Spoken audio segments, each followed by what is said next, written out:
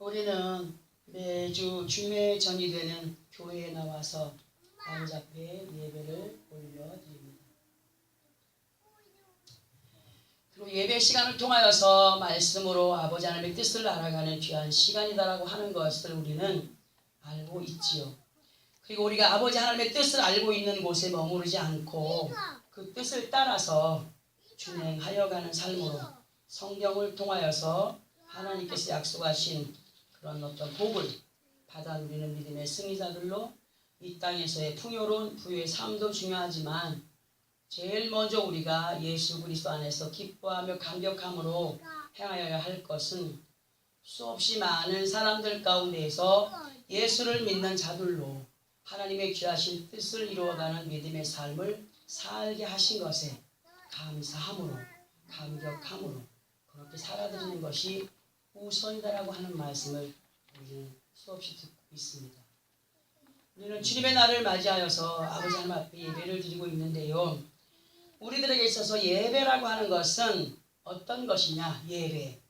하나님을 향한 존경과 경외하는 마음들로 우리 각자들의 어떤 전 인격에서 우러나는 감사와 감격으로 하나님을 경배하며 아버지 하나님의 높고도 넓은 사랑의 은총을 찬양하면서 섬기는 거룩한 행위가 아버지 앞에 드려지는 예배의 모습이며 행위라고 할 수가 있습니다. 현 시대 속에서 아버지 하나님 앞에 드려지는 예배는 구약에서의 제사와 같이 복잡하진 않아요. 만약에 우리에게 그렇게 구약 시대와 같이 복잡한 예배를 드리라고 한다면 교회 나와서 그렇게 예배할 사람 많이 없을 것 같아요.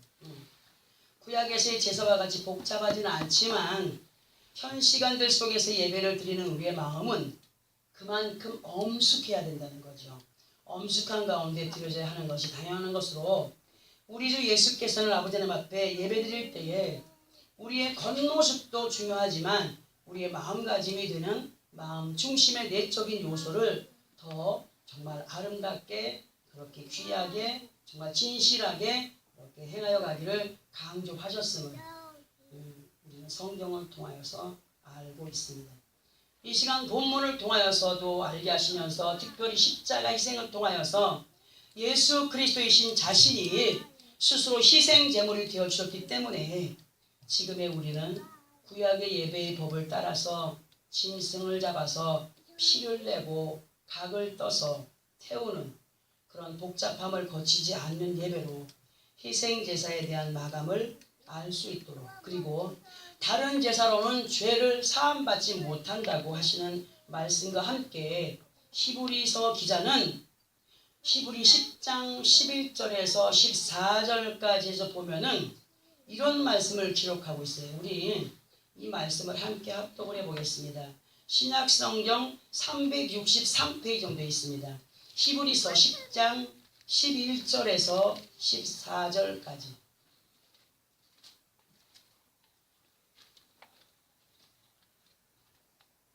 신약성경 363페이지 정도 있습니다. 사였으면 시작.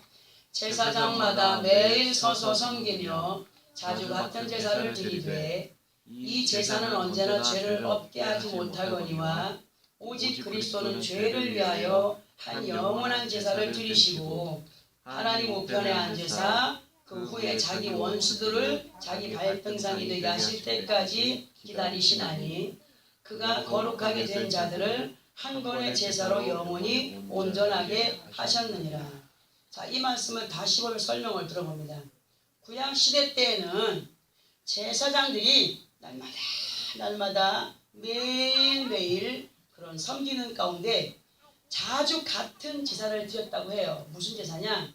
저기 그 외국에 가면은 우리는 한국에는 그냥 한 담임 목사가 어느 때 예배도 집도하고 장례식도 집도하고 아니면 또 결혼식도 하고 이렇게 하지 않습니까? 사회부터 하는데 그 외국에는 장례만 따로 전문으로 하는 목사님이 따로 있어요. 결혼식만 전문으로 하는 목사님이 따로 있어요. 그러니까 그 외국 사람들은 거의 다 예식장에서 결혼 안 하고 거의 교회에서 결혼식을 하지 않습니까? 하니까 맨날 요 시간에는 또 누구, 요 시간에는 또 누구, 요 시간에는 또 누구, 요 시간에는 쫙 스케줄이 있어요. 스케줄이 있어가지고 계속 그것만 하는 거야. 그것만 계속 하는 거예요.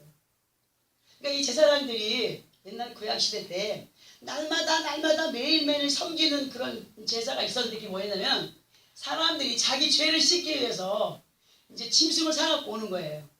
그러니까 부자는 자기의 그 형편에 맞춰서 아주 좋은 비싼 짐승을 사가지고 오고 또 가난한 사람들은 비둘기를 사가지고 와요. 싸니까, 제일 싸니까.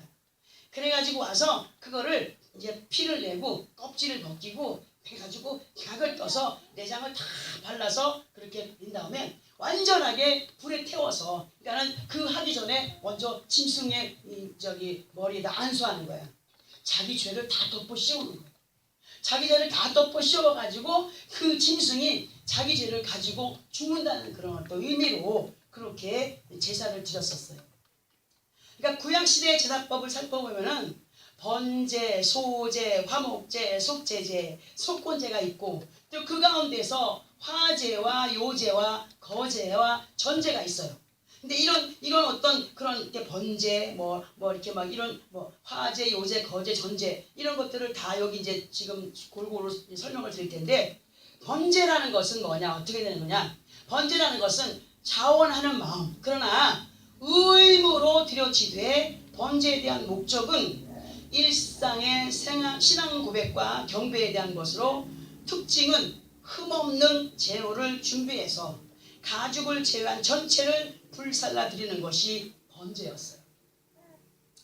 소제라고 하는 것은 자원하는 거예요. 그러니까는 번제도 자원하는 마음이에요. 누가 시켜서가 아니라 자원하는 마음이라고 했습니다. 소제도 마찬가지로 자원하는 것으로 이 소제의 목적은 뭐냐? 하나님께 영광과 충성을 바치는 것으로 순수하고 온전한 순종을 하나님께 고백하기 위한 제사로 특징은 피가 없는 유일한 제사로서 고운 곡식 가루를 기름과 유향과 소금을 섞어서 불태워서 드리는 것이 소제였어요. 그러니까 불태워 드리는 것이 요 앞에서 제가 뒤에 네 가지 말한 화제가 됩니다. 화제.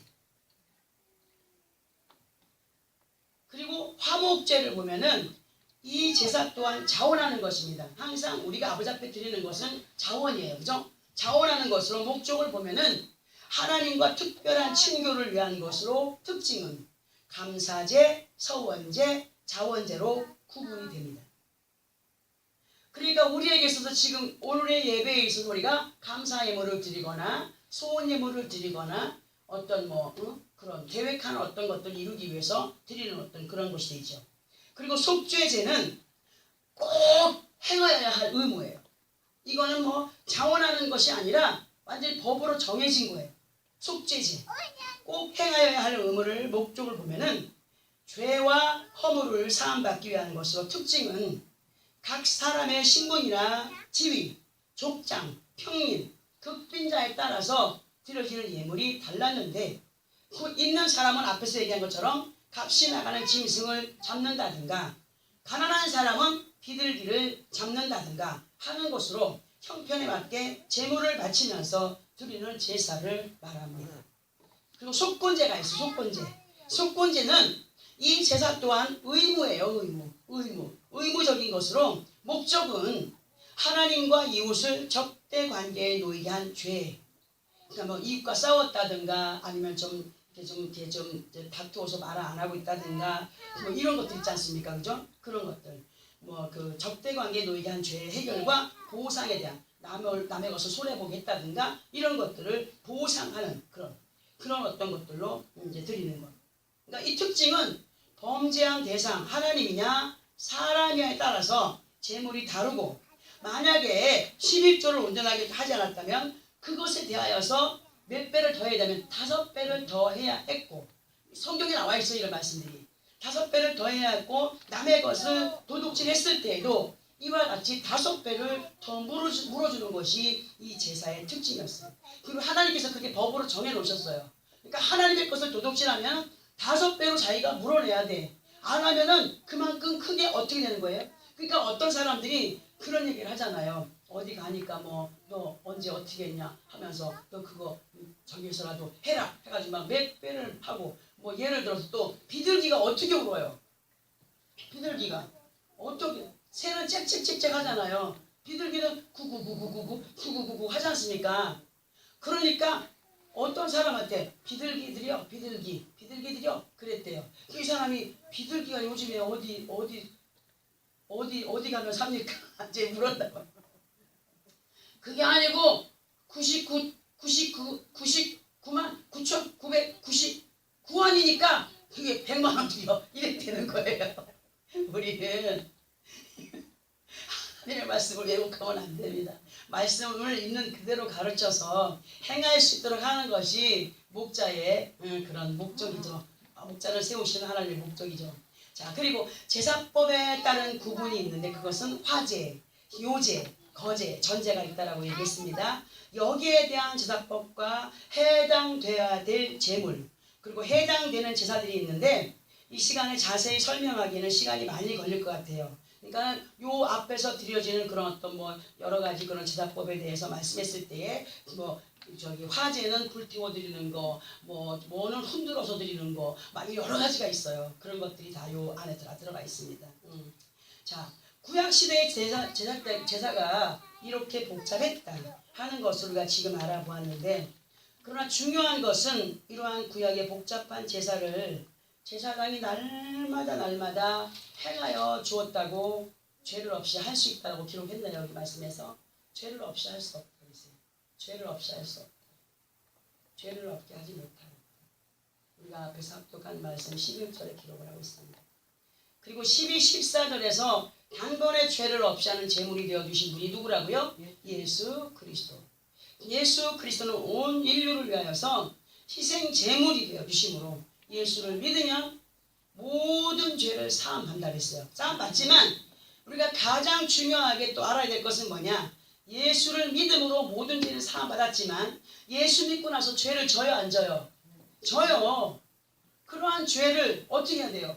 회개하면서 그렇게 속건제, 화목제 이런 것들을 드리는 거 아니겠습니까?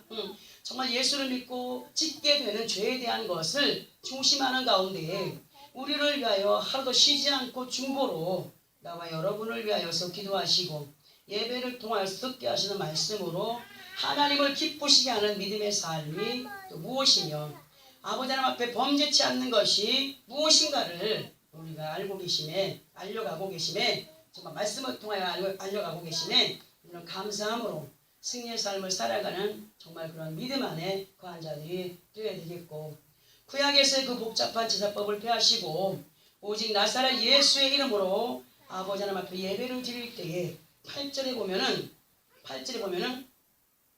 위에 말씀하시기를 주께서는 제사와 예물과 번제와 속죄제는 원하지도 아니하셨고 기뻐하지도 아니하신다 하셨고 이는 다 율법을 따라 드리는 것이라고 하셨어요. 율법을 따라 드리는 거다. 이거 뭐냐? 우리가 드리는 예물에 대한 것은 예수께서 말씀하시는 것이 아니라 구약의 율법으로 정하여진 하나님의 말씀이기 때문에 우리가 지켜가는 것으로, 이전 구약 시대에는 아무리 비싼 것 잡아서 행하여도 죄를 사함받지 못하는 제사였지만 지금 현 시대 속에서의 죄사함을 예수 그리스도 이름으로 이루어지는 것으로 우리가 드리는 예물을 주님이 원하시는 것이라고 했나요? 우리는 오직 아버지 앞에 온전한 예배를 드리는 것. 그러니까 예수께서 말씀하시는 거냐? 온전한 예배 속에 뭐가 들어가야 되는가? 하나님께서 말씀하시는 그 법으로 행하여 가는 자들이 되기를 바라신다라고 말씀하시는 겁니다. 그러니까 예수께서 그것을 강조하시면서 우리에게 알려주시는 거예요. 하나님의 것을 율법에 정하여져 있는 것 가운데에서 우리가 행하는 것으로 우리가 믿음으로 준비해서 행하지만 아버지께서 누구의 이름으로 받으신다고 했습니까? 예수 그리스도 이름으로 받으신다라고 하셨습니다. 그러니까 레위기 2장 13절에서 이렇게 말씀을 하십니다. 네 모든 소재물에 소금을 치라. 네 하나님의 언약의 소금을 네 소재에 빼지 못할지니 네 모든 예물에 소금을 드릴지니라. 이렇게 말씀을 하고 있습니다. 곧 이 말씀은 우리가 예배하며 올려드리는 제물, 곧 예물을 드릴 때에 하나님의 법이 되는 언약의 말씀을 의지하여서 행하라고 하시는 그런 말씀이 되는 겁니다. 그냥 무조건 있어서 드리는 것이 아니라 그렇게 행할 때마다 하나님의 약속이 있기 때문에 하나님이 이렇게 말씀하셨기 때문에 우리 이렇게 드립니다라고 하는 것들로 항상 행하여 가는 자들이 되라고 말씀하시죠. 그럼 로마서 12장 1절에서 2절까지의 말씀으로 우리를 이 시간 권면하시는데요. 우리 이 말씀도 함께 찾아서 합독을 해봐야 됩니다. 신약성경은 256페이지 정도 있습니다. 로마서 12장 1절에서 2절입니다.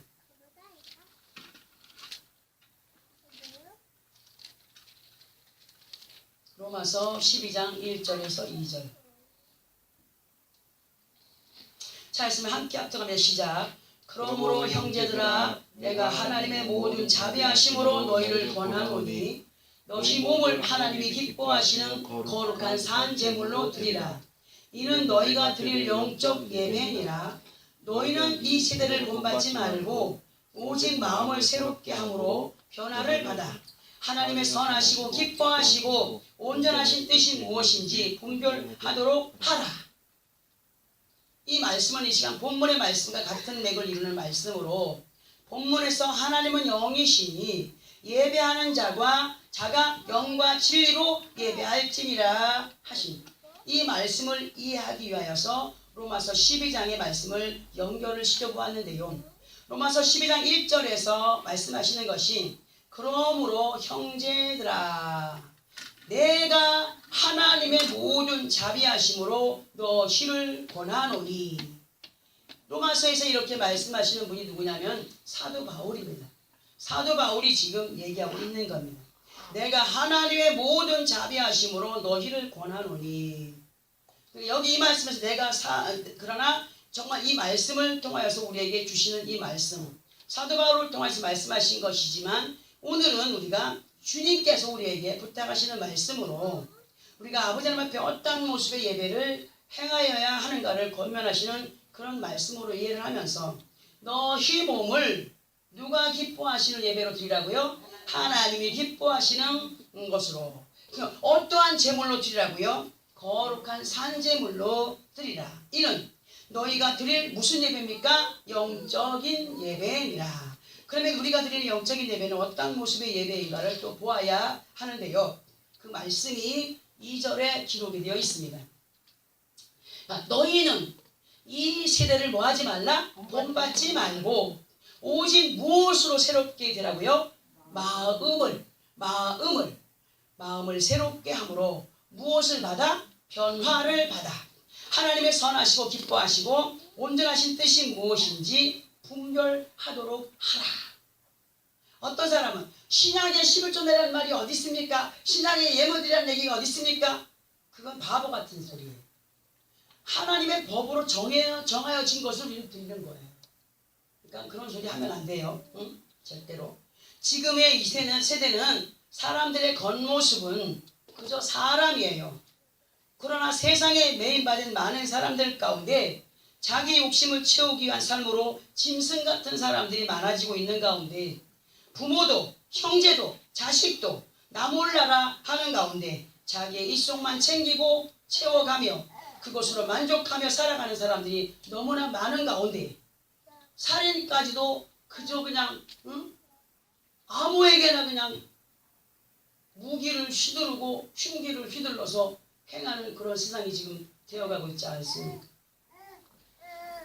자, 우리는 정신을 바짝 차려서 하나님께 영광이 되는 삶을 살아드리고 그리고 하나님이 주시는 평안과 은혜 속에 소원하는 것들을 이루어가는 믿음의 삶을 살아야 됩니다. 자, 2절에 보니까 믿음 안에 있는 자들아 너희는 이 세대를 본받지 말아야 된다. 자기밖에 모르는 강팍한 마음을 닮아가지 말라고 하시는 거예요. 세상 사람들의 모습을 닮아가지 마라. 세상 사람들이 행하는 것들로 행하지 마라. 그저 세상 사람들은 절간에 갈 때나 그냥 새벽부터 모욕제기하고 가서 막 엎드려 절하고 이러잖아요. 아니 숨도 쉬도 못하고 보지도 못하는 그 형상 앞에다가 절을 하고 옵니다. 내 아버지 하나님은 세상에 형상은 없습니다. 예수의 형상도 없습니다. 왜? 여기에 주님의 형상이 있다. 저기에 주님의 형상이 있다면 거기가 우상의 초소가 될까봐 우리 하나님은 예수 그리스도를 끌어올리셨어요. 응? 우리는 우상 숭배하는 자와 같이 하나님을 섬기며 예수를 믿고 따라가는 자들이 되지 말아야 됩니다. 오직 더욱 우리는 마음을 새롭게 함으로 변화를 받는 가운데 하나님께서 선하다 하심과 기뻐하심과 온전하다 하시는 뜻이 무엇인지를 말씀으로 가르쳐가고 계심에 우리의 모든 언행 신사가 바른 가운데 그렇게 믿음 안에서 행하는 자들이 되기를 그렇게 우리 주님이 바라시고 계신다는 사실. 하나님을 알아가는 믿음의 마음을 가진 사람들은 영이 살아있는 사람들이라고 말씀하십니다. 영이 살아있다. 영이 살아있다. 그러니까 사람, 예수 안 믿는 사람도 혼이 있잖아요. 우리는 근데 영혼이에요. 근데 예수 믿지 않는 사람들에게 영혼이다 하지 않습니까? 영혼이 있어도 그 사람들은 영이 죽은 사람들이에요. 아담과 하와가 아버지 앞에 죄를 범죄함으로 영이 죽은 자들, 하나님의 뜻을 알지 못하고 가던 사람들이에요.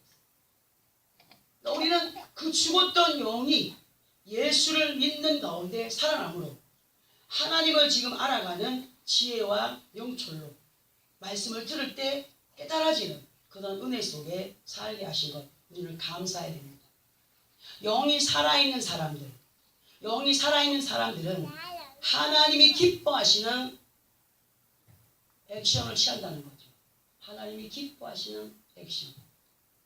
예전에는 그저 입을 열면은 쌍소리, 모습에서도 건들건들건들 나 옛날에 껌 좀 씹었어 하는 그런 모습들로 행하던 사람들이 예수 앞에 돌아와서는 욕이 사라지고 그런 어떤 악한 모습의 그런 어떤 행위들이 사라지고 이런 것들이 주의 영을 받았기 때문에 하나님의 말씀을 따라 살아가는 사람들이 되었기 때문에 그렇게 되는 것이라고 말씀할 수 있습니다.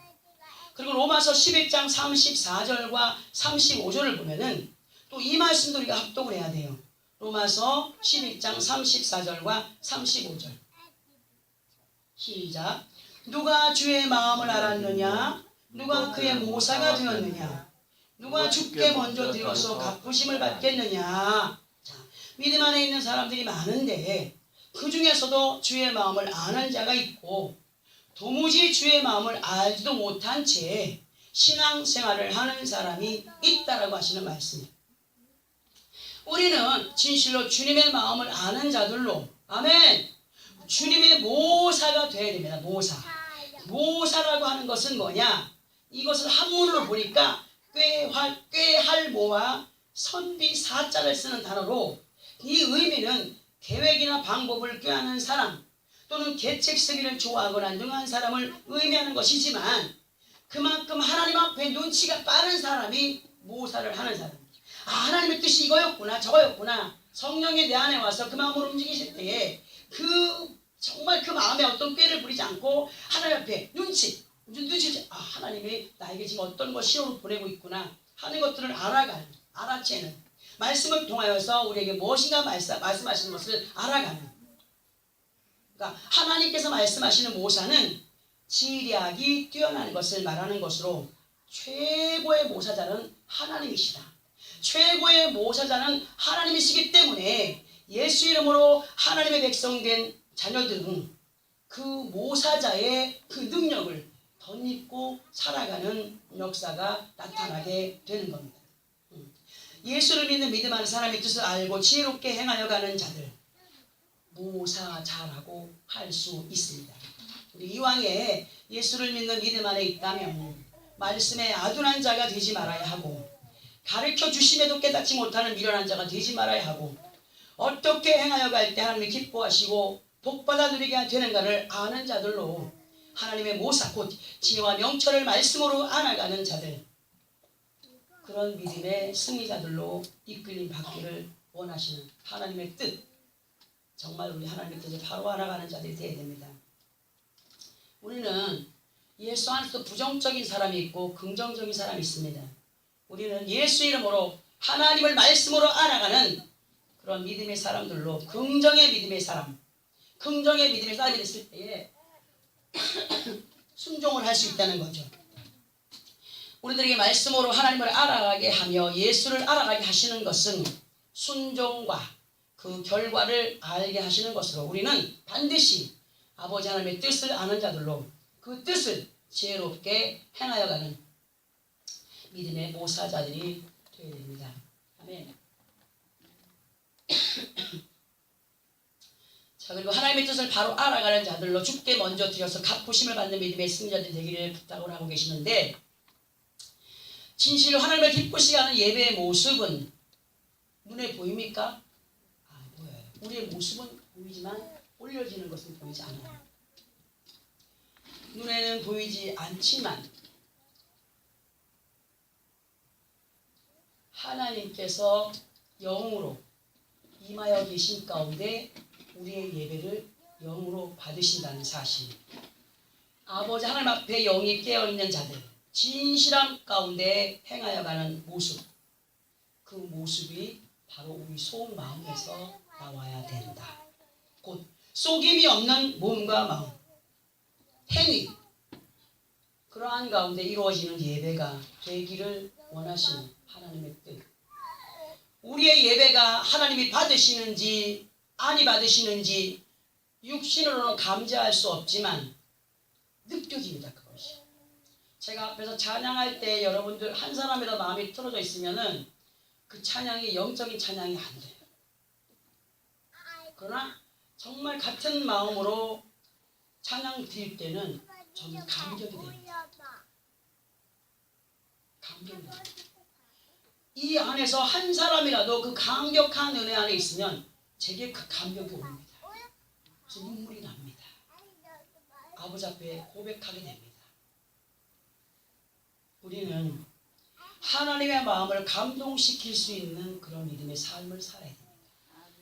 진실로. 그러기 위해서 우리 예배가 어떻게 드려져야 되는지, 우리가 아버지 앞에 어떠한 것들로 행하여야 되는지를 오늘의 말씀으로 우리에게 알려가시죠. 영으로 깨어있는 믿음의 사람들은 분명히 느끼게 되는 것으로 신령하신 아버지 하나님 앞에 신령한 영을 받은 그 성령의 사람들로 아버지께서 이렇게 진리로 예배하는 자들을 찾으신다라고 23절 마지막 부분에 기록이 되어 있는 것처럼 우리의 예배를 살피시며 마음에 합한 자들을 찾으시는 아버지 하나님의 눈에 선명하게 지켜지는 믿음의 사람들이 되어야 됩니다. 그리할 때에 응답의 역사를 체험하는 믿음의 삶을 살아가게 됩니다. 하나님께서 기뻐하시고 합당하게 정말 우리에게 원하시는 뜻, 그 뜻은 오늘 영과 진리로 예배하는 자가 어떠한 모습들로 행할 때에 그렇게 되느냐. 영과 진리로 예수 이름으로 구원받은 백성들로 주의 전에 나와서 예배할 때 사람의 입술을 통하여 듣게 하시는 말씀들이 사람의 말로 들리지 않고 하나님이 우리 각자들에게 오늘도 권면하시는구나. 저 말씀 제기하시는 말씀이십니다. 아버지 감사합니다. 느낍니다. 깨닫습니다. 순종의 삶을 사랑하겠습니다. 라고 그런 결단의 마음들이 내 안에 넘쳐날 때 하나님이 그에게 은혜를 더 부어주셔요. 뜨겁게 부어주셔요. 우리 하나님의 그 능력의 사랑을 마음껏 덧입고 승리의 삶을 살아가며 그 승리 위에 더한 승리로 이끌어 가시는 그 하나님을 찬양하며 영광을 올려드리는 그러한 믿음의 승리자들이 되어지기를 부탁하면서 오늘 우리에게 주신 이 말씀들, 이 말씀을 통하여서 한마디라도 깨달음이 있다면 그 말씀에 순종함으로 아버지 앞에 큰 영광 올려드리는 믿음의 삶으로 한 주간도 승리하고 아버지 앞에 가는 그날까지 믿음을 정작하여 기쁨을 세상의 것들에게 빼앗기지 않는 그런 승리자의 삶을 살아가기를 예수 그리스도 이름으로 축원합니다. 기도하겠습니다.